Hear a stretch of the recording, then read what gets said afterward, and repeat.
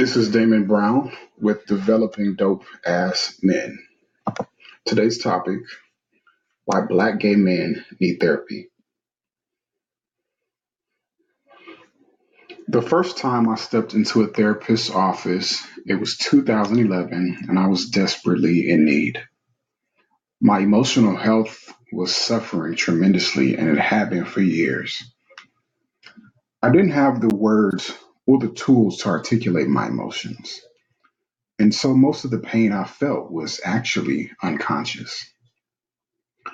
Not surprisingly, it had bubbled to the surface and manifested in so many ways, particularly through self harm. Hating myself, hating my body, feeling unworthy, unloved, inadequate, insecure, and every word that you can attach to a negative self image was me.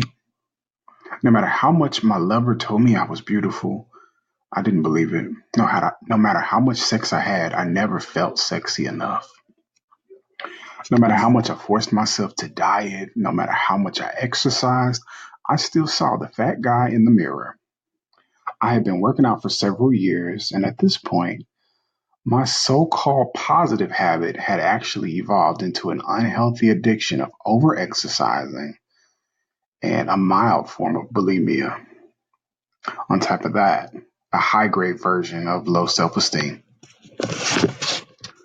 So the therapist was an older black gay man, and at that point in my life, I was still very uncomfortable being in close proximity to men who presented as effeminate, or at least that's how I perceived him. I can barely remember any of the questions he asked me, which probably were related to why I was there. I do remember feeling like he was a bit intimidated by me, though, and even as a young man who wasn't necessarily in tune with his emotions, I did not feel that immediate sense of connection or ability to be vulnerable with this guy. The way he asked questions and responded to me, it just felt a little one dimensional or canned. For instance, I remember him asking me some personal questions about my mental health and then responding with something similar to, well, you've got to love yourself. Boy, was that annoying. That was the last thing I wanted to hear at that moment. When I got back in therapy a few years later, I was in the midst of a nervous breakdown. Needless to say, I hadn't used the first guy. By that time, I got back in therapy. I had experienced homelessness for several years and an intense sense of self hate and low self esteem. No sense of purpose. I had quit a job I hated and I had lost a partner who meant the world to me. I was experiencing some deep forms of emotional, mental, and physical self-abuse. There was no one who I felt could really hear and understand my pain at the time, and my mind was so extremely cluttered that I had no way of unpacking my own traumas. I had no one in the world who I really trusted and no role models to help influence or impact me in a positive way. I developed a false sense of confidence, one that I could easily display to the world. But inside, I was in so much pain. But therapy this time began as crisis management. I was so angry, I felt so powerless, I hurt so much, and I didn't know where to start. My therapist was a gay Filipino man in his mid 30s, and quite honestly, I felt very comfortable with him. I also knew that I had grown a bit more emotionally mature by that time, and I recognized the importance for me in just having someone to talk to.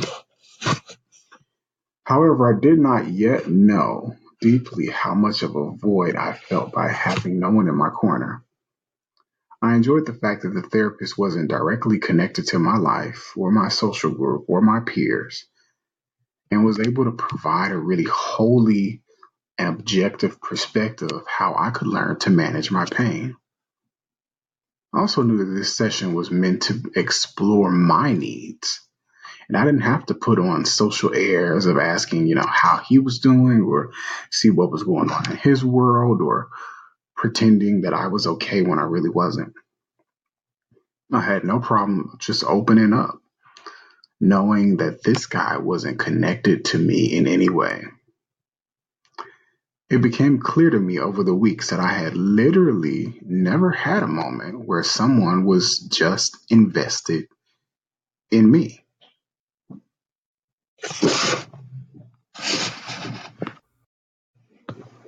I had never had a moment where someone wanted to know my issues, my pain, my concerns, my joys, my triumphs, what made me scared, and who allowed me to speak my piece in a non judgmental way.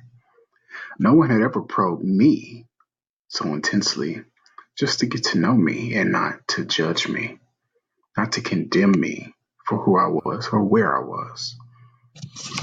And as I think about it, honestly, that may be a lie. The reality is just that I never felt safe enough to pour out my heart to anyone. I didn't have the emotional tools, nor did I have the confidence. The tools, the safety, the confidence.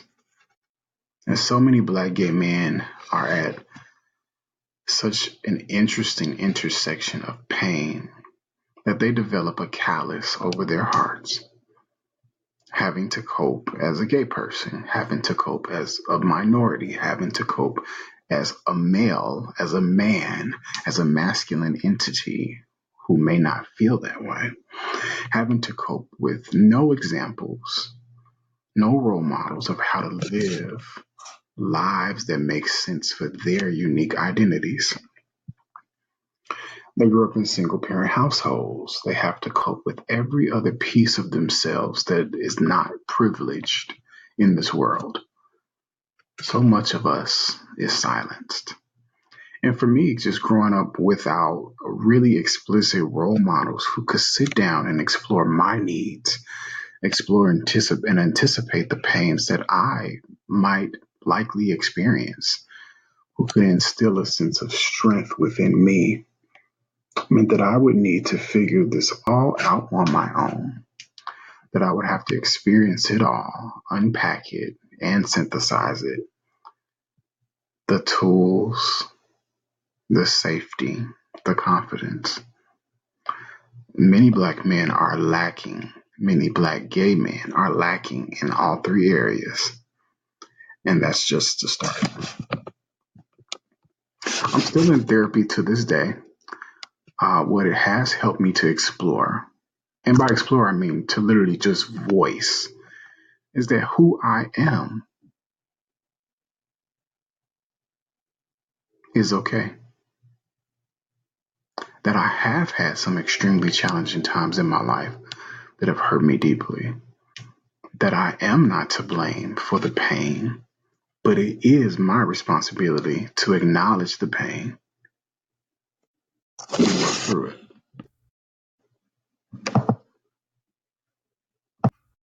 Therapy has helped me to develop a sense of peace in knowing that my life is not an emergency, that much of the doubt that I have is actually just self doubt. That the ideals I have in my head about the way I should be, act, or look, or feel, they were fed to me by the media and by people who were just in as much pain, if not more pain, than me. And that many of them transferred that pain, even unknowingly. Therapy helped me feel okay by taking my life moment by moment, step by step. And man, did I not realize the power of having someone simply empathize with my hurt. To literally say it's okay to be where you are. To literally say that I don't have to do anything or be anything to be worthy or to have worth. That simply by me existing, I'm worthy beyond measure. To say that my gayness, my blackness, and every other piece of me that feels vulnerable is a beautiful, beautiful part of me. Gay black men need therapy in all forms. It can be a licensed mental health practitioner, or it can simply be someone in your circle, a friend, a family member, a lover, a teacher, a mentor, or a church member who you feel that you can trust. Therapy can mean that you journal in your notebook. It can mean that you record yourself talking your thoughts out. It can mean that you sing. It can mean that you go for a walk in nature. It might mean that you are listening to affirmations every single day, all day long. As men, we're often encouraged to repress and disown our emotions for logic or reason. However, our emotions are more root than logic. They are more root than reason. What's really needed is an acknowledgement of our emotions and to build up our toolboxes over time so that we can temporarily put our negative emotions to the side when they aren't helping us to achieve a goal that has a higher return on investment. But it's never a good idea to fully reject or fully suppress the way we feel. Our emotions are going to resurface. In fact, they are supposed to. If our emotions are rejected, suppressed, disowned, they'll just manifest in other ways. That's why so many gay Black men deal with unchecked mental health issues. Therapy doesn't mean that we, simply sit with a shrink and they ask us questions and we answer. Therapy means that we are intentionally finding ways to encourage and acknowledge the expression of our emotions, whether they're painful or they're joyful. Particularly for negative emotions, by finding ways that help us to acknowledge and express them, we're more likely to avoid band-aiding the root causes of our pain and then experiencing the symptoms of abusing drugs, sexual recklessness, overeating, overexercising, drinking, fighting, non-communicating, or miscommunicating, whether that's in romantic or platonic relationships. Therapy actually means that we intentionally find ways to soothe ourselves and to soothe the inner child in us who feels traumatized by the outside world, to soothe that inner child who feels hurt by the daily microaggressions imposed upon us, who feels he can never say what he really means for fear of being judged or condemned and just not being heard. So spend time investing in your own healing in whatever form that feels right for you. There's no exclusively better option. It's a journey that is individual and requires you to use and trust your intuition and question whether or not the form fits your needs. Therapy, however that looks for you, it's a practice of self-love and trust.